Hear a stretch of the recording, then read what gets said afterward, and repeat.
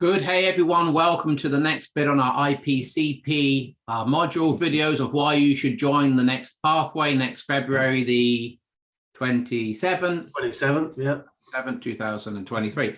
Good. So we just want to talk a little bit about how Identity Compass and the artificial intelligence brings an integral capacity to coaching. And we're going to have Jay talk us through how standard or traditional coaching works in the left-hand quadrants mainly, and how Identity Compass brings a more holistic, whole and integral approach to working with the client and also for you as a coach. So we're going to have a quick look at a slide and then Jay and I will have a conversation. So here we go, get ready.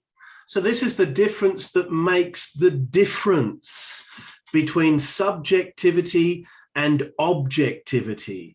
And it's massive in coaching because the whole field of coaching is basically grounded in the coach's and the client's subjectivity. So this is a game changer we're about to look at. Here we go. Good. So if we look at it, this is a map of the subjective or the inner experience and the objective or the outer experience of the individual, and as plural, as a collective, as part of a team, a group, a culture. Yeah. And so we're looking at the subjective and objective of the individual and the collective. If we look in the upper left quadrant, you'll see it's marked there in red. The inner experience of the coach counts for almost everything in conventional coaching. So that means that a coach not only has to be really well trained, but they've got to have gone through it themselves. And if they haven't gone through it themselves, they're going to find it really, really difficult to navigate contextually as well as subjectively the landscape they're taking the client through. Now, that plays out in stuff like high-performance sport where, hey, I'm not a Formula One driver, and nor do I need to be, in order to help another Formula One driver get their inner and outer game straight and right to be able to drive effectively to their potential. So currently coaching is grounded in the coach's map and the coachee's map. The coachee is bringing their subjectivity to, here's the problem and here's what I want. The coach then says, well, given what you want and given the problem that I am hearing subjectively behind that problem is X. Oh, well, that kind of makes sense. And it all begins to land and they might work their way through it and it might be actually pretty useful. Good. In the lower left, second person perspective, then they are co-creating a shared map. Firstly, a shared map of current understanding, and secondly, a shared map of difference. And that's as far as conventional coaching can go. So left-hand quadrants. Left-hand quadrants.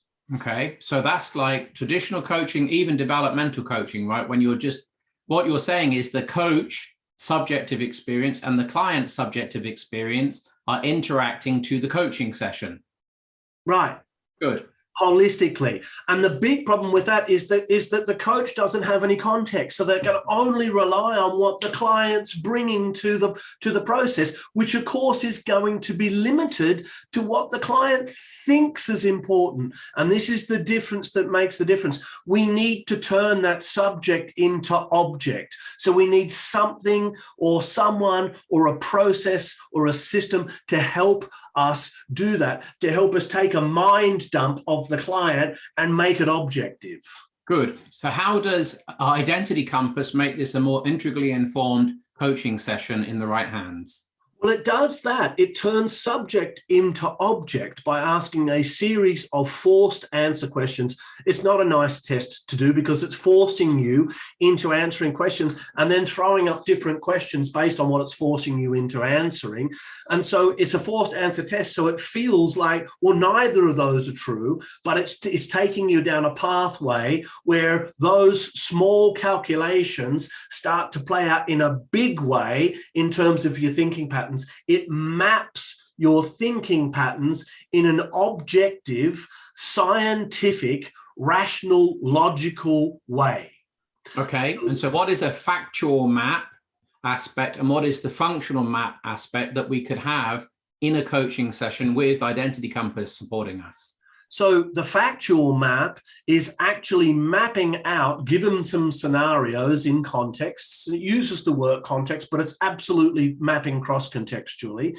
It's using the work context to map out thinking structures and place them out in a given way and shows how all of these thinking patterns interact with one another, and immediately helps you identify, using some AI technology, where the leverage point for the shift is for the client objectively. So that's the actual map. Even if the client doesn't see that subjectively, right? They don't remember. Oh, mostly they don't. Mostly the client will go, I disagree with that, but we can even show where their disagreement's coming from given the map. We can show how they mismatch, and that disagreement's actually part of a mismatch, and we can tell that that's on behalf of self-care based on what we're seeing in the map. So we can real time actually feed back the patterns as they're occurring in the coaching session to wake the client up so that they can grab a hold of this and start to do the work to grow themselves up, to clean up the stuff they need to clean up so that they can begin to show up. So then we have a functional map that emerges out of the context. Yeah. Which is context. So two aspects to this. One, the functional map is still subjective within the client's mind. How things play out for them and how they connect them to what's going on in their inner experience is like guesswork.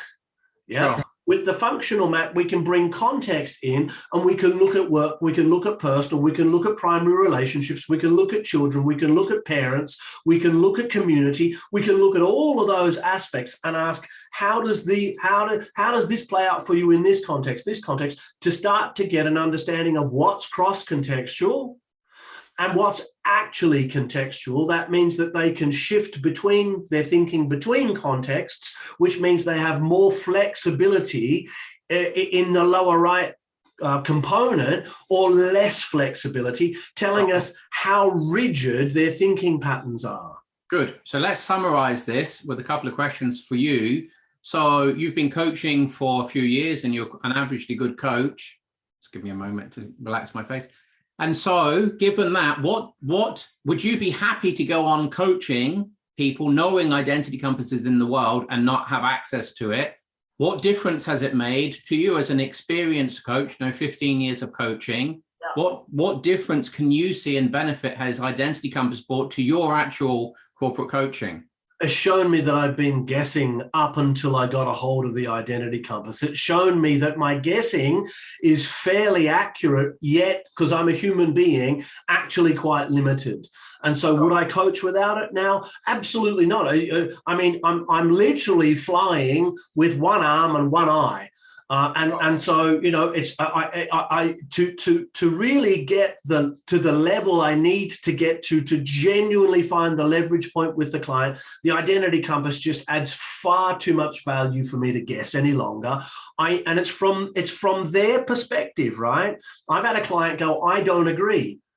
And I've said to the client, it wasn't me who filled in your Identity Compass. It was you. So I'm not saying this. Actually, you are.